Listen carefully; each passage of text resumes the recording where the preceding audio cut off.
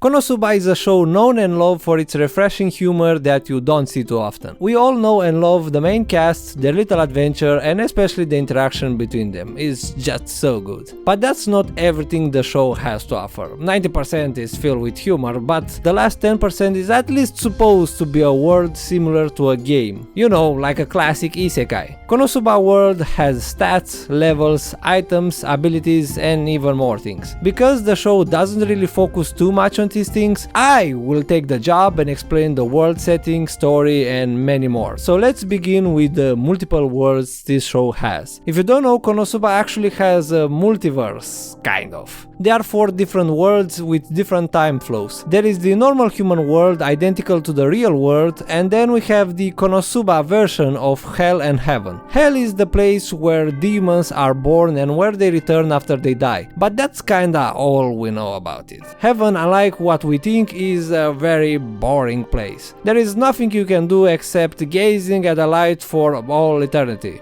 Kinda like leaving your grandma in the sunspot to sleep. You also don't have a physical body, so the soul probably looks like a cloud just like in cartoons. Meaning you cannot have any of that juicy body action you always dreamed of. When a person dies in the normal world, his soul is brought into a place between worlds where they are meet with a goddess from another world. This goddess judges you and then gives you a choice. You either can be sent to heaven or to be reincarnated, but losing all your memories and personality. So a complete reset. And because heaven sucks, the majority choose to reincarnate. The goddess also can influence some aspects of the reincarnation, like being born in a rich family or other stuff like that. So far we only know 3 goddesses. Well, probably 4 because there is also this angel girl, but it could be many more. But then there is also a third option, to be sent to a game-like world which we will call the Konosuba world. Sometimes the goddess will decide that you are fit to go into the Konosuba world. In actuality, it is more when they feel like sending someone there. They will send that person in the world of Konosuba with the task of killing the Devil King.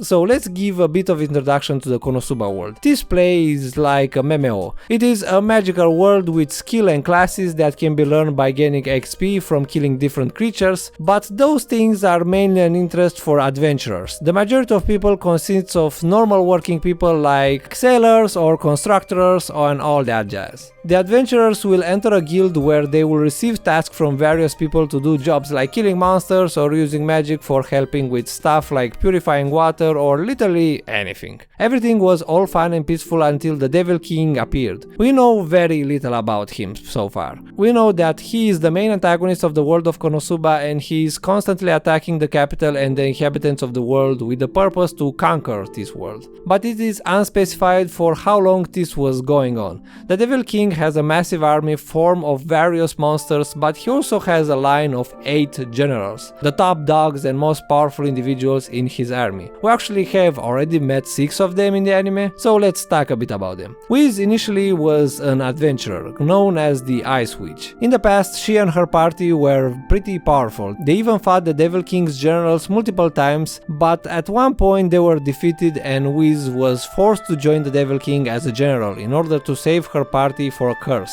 This curse was put on by Beldia. We'll talk about him a bit later. They struck a deal. Whiz will maintain a barrier around the Devil King castle as long as his army will not hurt non-combatants. She also had become a lich, but the reason she is not a skeleton is because she still keeps eating. I'm not even joking, this is the real reason. Also, she doesn't use the bathroom, unlike others. Because of this, she gave up the life of an adventurer. If people were to look at her adventurer card, we'll see her class and we'll find out who she actually is. So for now, she just returned to Axel and opened a shop there. She is very bad at maintaining that shop.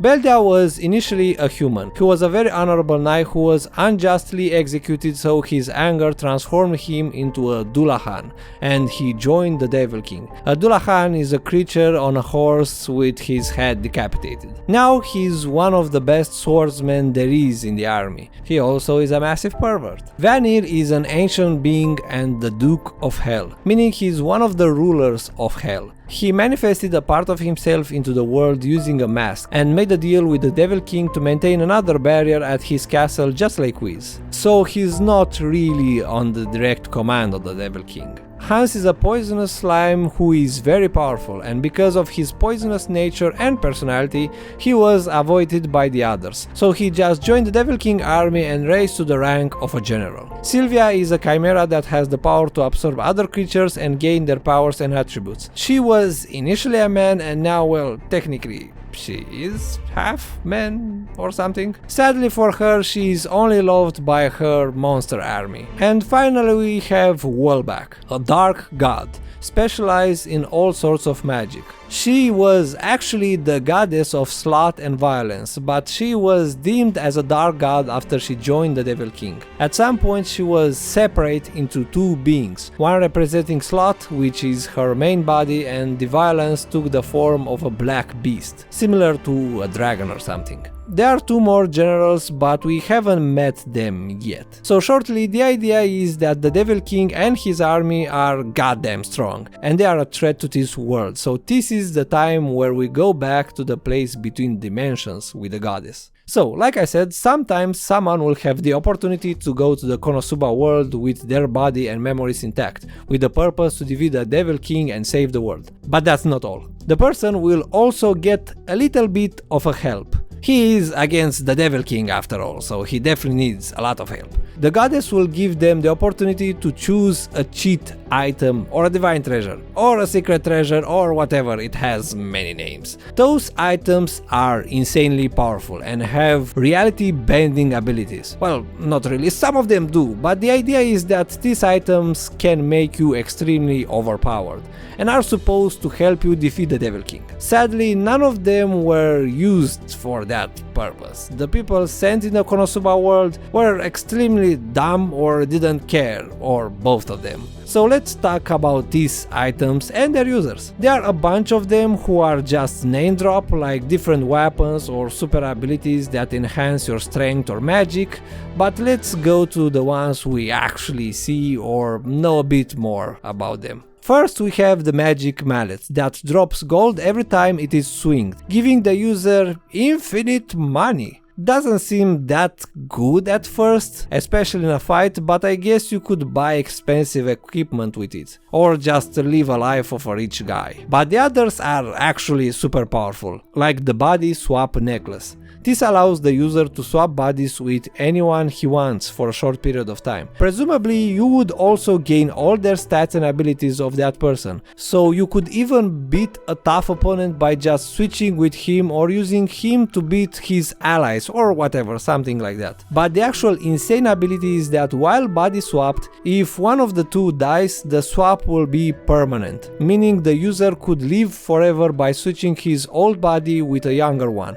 and killing his old self. Luckily this necklace is in the hands of the princess of the capital, and she doesn't even know what it can do. In fact, this is a big problem with the cheat items. Even if the person who brought them into this world, which is the player, dies, this item will remain in the world, and many of them were taken through various means by the rich families. And as you already saw, not all of them are too good. You would think the goddess will do something about this, but we will get to her later. Then there is a magic stone that allows you to summon monsters at random. We don't know what the word random actually means, random in form or power, so maybe you could summon very overpowered monster or just very weak monsters. It is not really explained. But this item also has a catch. In order to control them, it needs a sacrifice. But even without control, you can just use this to create chaos, and potentially you can even summon really strong monsters and then take control of it, making you unstoppable in a way. I think we really don't know what is the power cap of this. Now let's get to one that we also know its user. This is a guy known as the head researcher. When he died, he was met with the goddess Aqua, who is responsible with those who die at a young age. She is also probably the one who guided the other ones with the cheat items, judging by how irresponsible she is. We don't know how old she could be because goddesses don't age. She could have even thousands of years. When Aqua gave the head researcher the opportunity to choose a cheat item, he chose the creation cheat. The power to create anything with your imagination. Basically limitless power. the most broken so far. The only drawback was that the user needed to have a strong desire to create that thing in order to be actually made. So the actual bad part about this was that the user was a jobless loser in his previous life. Aqua doesn't even look at the guys who she sends there. The head researcher tried for a time to make something to defeat the Devil King, but he quickly gave up because he was lazy and he didn't even had too much desire to beat him. So he mainly focused on creating hot robots that would beat him up because he discovered that he is a masochist. But he got tired of that as well, so he wanted to go out of his lab and meet some real girls, unlike many of us. One day the king, the good one, the king of this world, actually reached out to him, probably knowing his power, and he demanded a weapon against the Devil King. He tried to dodge that, but he wasn't able to do so. He was out of ideas to create something like that, so he just created the first thing that came to his mind. He modified the bodies of a group of humans to gain crazy magic abilities. That group was also kind of a nutcase in his words, so they considered the head researcher as their master and asked him to give them red eyes and numbers on their bodies. The researcher gave them the name Crimson Demons at random, and they really like it. Disclaimer, they are not actual demons, just modified humans, it's just a cool name, you know, they like the cool appearance. Later the Crimson Demons had found something that the researcher was working on, an anti-mage device. So they asked the researcher to give them a weapon just in case. He happily accepted and he created a rifle that can destroy an entire city. But for now it is used just as a clothes drying pole. Then sometime later, a country asked him to create a mobile fortress. He tried to dodge that as well by asking them a legendary mineral, and they actually brought it, so he was forced to make a giant spider fortress called the Destroyer.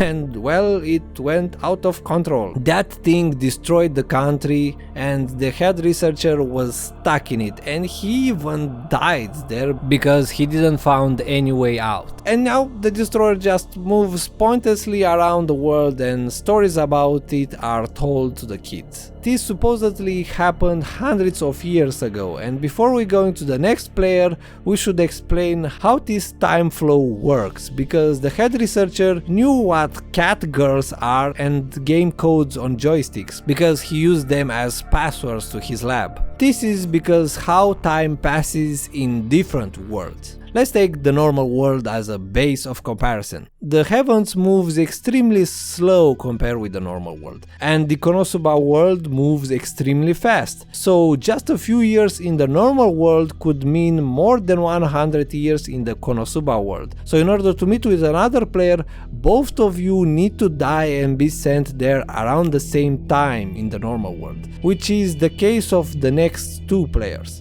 Mitsurugi is a swordsman that chooses the cheat item, the cursed sword Gram. This sword gives the user super strength and it's able to cut through pretty much anything. This allowed Mitsurugi to easily pass through ranks and become one of the most famous swordsmen. But this sword is not very useful in any other hands, because when not used by Mitsurugi it is much heavier and harder to use. So now we get to our favorite boy Kazuma, who died at the age of 17 when he jumped to save a girl from Truck-kun, the infamous isekai sender. The thing was that this was not a truck but a tractor, and he or the girl were not in any danger at all. The thing is that he died of shock, thinking that was Truck-kun. Aqua of course laughed at him because of this, and this got him mad. So instead of choosing an item per usual, he chose Aqua as his cheat item. So both of them were brought in the Konosuba world. Pretty smart move to bring a literal god as your partner, or pretty dumb if you take into the consideration what will happen from this point onwards. In the world of Konosuba, actually a few things happen from the head researcher era until now. For example, Wiz still doesn't know how to manage a shop in Axel,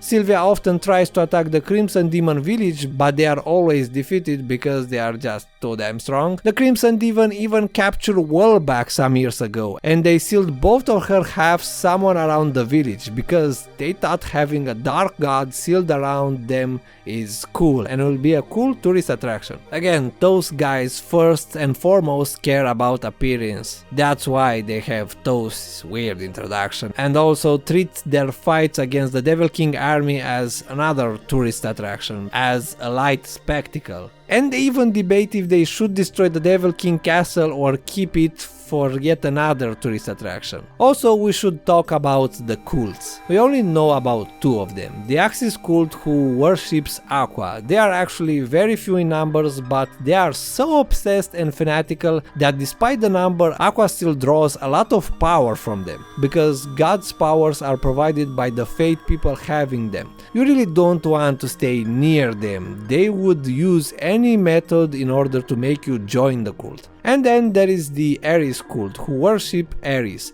the goddess who now took Aqua's position because she was the next below her. Ares worshippers are quite normal, and even she is more kind and gentle than Aqua. That's why Aqua hates Ares and why Kazuma loves her. She even took the responsibility to repair Aqua's mistakes and get rid of the past cheat items from this world, something that Aqua was supposed to do. She does that by disguising as an adventurer, but she also does it to just take a break. We actually saw her in the show as an adventurer, and in season 3 they made it pretty clearly who she is. But if you don't want to know, just skip to this time because spoilers in 4, 5, 3, 2, 1. And well, it's Chris. I mean, the face is the exact same and the padding chest is also a big hint. So she took a thief class in order to sneak into the noble houses and steal the cheat items. Okay, but back to Kazuma. So now he has Aqua by his side, who doesn't have any combat skills, but she is an incredible healer and can even revive people from the dead, which is mainly used on Kazuma. But she has many other skills. The only problem is that instead of learning useful skills, she just learns party tricks. Useless party tricks. The only time when she is useful in combat is against undeads, because she can purify them as a goddess, but she also attracts them like a lamp. Unlike Aqua, who has all her stats very high except luck and intelligence, Kazuma is the exact opposite. Below average stats and very high luck and intelligence. But despite having a god with him, they struggle to even get some money to even start as an adventurer. They do work for weeks at a construction site, and only after that they began to take missions for adventurers, like killing frogs, which ends up not very well, so later they put an announcement that they are looking for party members. A desperate person who nobody wants in her party actually comes to them, which is Megumin, a crimson demon that knows only explosion magic and can use it only once per day. It does a lot of damage, but it's not worth the cost. Megumin learned about it when she was very young from none other than Wellback. Megumin accidentally freed her from the seal she found near her village. Wellback fought her violent side in order to save Megumin, and it was transformed into a cat who later will join Megumin, and she will be called Chomusuke. Now, Wellback, separate from her other half, would have problems regaining her energy,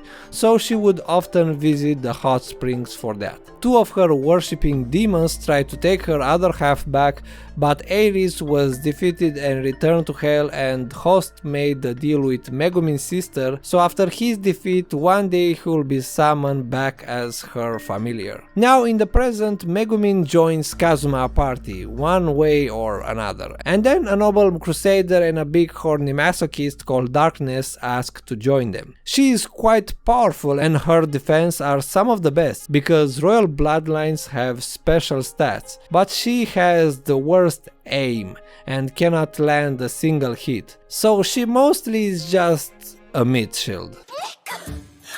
Darkness comes from the noble house Dustiness, who is responsible for the area where Axel is. This place is quite peaceful because it's the furthest you could be from the Devil King castle, but despite that a general had come in the area. Beldia was sent here to investigate the strange light that appeared, that being Aqua's arrival. And well, that ends horribly funny for him. Thanks to Aqua's god power and Kazuma's strategy, Beldia loses. Well, the main reason he lost is because he didn't took things seriously from the start, because he thought all of them were just some beginner adventurers. A few days after the destroyer had come to Axel, so the party had to defeat it with the help of Whis. They befriended her not too long ago. Even though Whis is one of the Devil King generals, she is neutral to either sides. She will not help the Devil King, but she will also not be against him. For now she just helps Kazuma party for non-Devil King things. She even teach Kazuma Drain Touch. A method to learn useful and powerful skills besides leveling up is by asking someone to teach you that specific skill. This will later become a problem for Kazuma, because if people will see this skill on his adventure card, they will find out that he is associated with an evil creature from the Devil King's army. Drain Touch is a skill specific to the Lich class Whis is, so Kazuma could learn it only for someone like her. So all 5 of them plus a couple of adventurers from Axel finally had put an end to the destroyer. Time passes and they encounter yet another general, Vanir, who just sits around a dungeon. He possesses darkness, which was a big mistake, and the party used the remaining power of darkness to blow her up alongside Vanir. Don't worry, her defense is higher than Megumi's damage. Even Vanir returns as Vanir too, because this guy has multiple lives. He can even create a new body from dirt as many times as he wants, as long as his mask is intact. Now he joins Whis' shop because she literally has no idea how to run that shop, so he is the only hope of that place. He even makes a big deal with Kazuma. He will buy Kazuma's ideas from items from the real world for a ton of money. In the Konosuba world, nobody has any idea of the normal world and vice versa. So except Kazuma and Aqua, nobody has any idea about the existence of Kazuma's original home and even language. Only the 2 of them can read the notes from the head researcher because it is in Japanese. So Kazuma made different items for Vanir, like lighters or whatever sex toys are those, I don't know. But for the moment they will take a break and visit the city where the Axis cult reside. You already know this will be an awful time, except for darkness, obviously. Hans has the same opinion, to the point that he poisoned the water so everyone will die. He even killed an old man. This very much upsets Whis and shows Hans why she was used to be called the Ice Witch. She is technically allowed to fight him because he injured a non-combatant. So with the help of Whis, Aqua's godly power and Kazuma's plan and sacrifice, they killed Hans. In the end, the vacation was even worse than working days. Not long after they arrived back, they had a mission to go to the Crimson Demon village. And they were met with Sylvia and her tries to attack the village. Sylvia actually has a plan. She wants to steal the mage killer machine the head researcher made in order to get rid of the Crimson Demons, which she does with the help of Kazuma because he is one of the only one who could possibly know a game code. So Sylvia destroys the entire village. Luckily they remember about the rifle and manage to kill Sylvia with it.